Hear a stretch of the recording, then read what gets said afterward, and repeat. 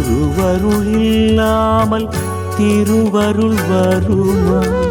குரு உனை அறியாமல் அலைவது தகுமா? குருவருள் இல்லாமல் திருவருள் வருமா? குரு உனை அறியாமல் அலைவது தகுமா? விண்பொருள் மண் வந்து மெய்ப்பொருளாய் நின்று, விண்பொருள் மண் வந்து மெய்ப்பொருளாய் நின்று தருகின்ற அருளுக்கு வேறொன்று சமமா?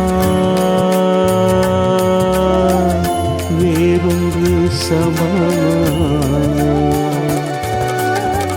குருவருள் இல்லாமல் திருவருள் வருமா?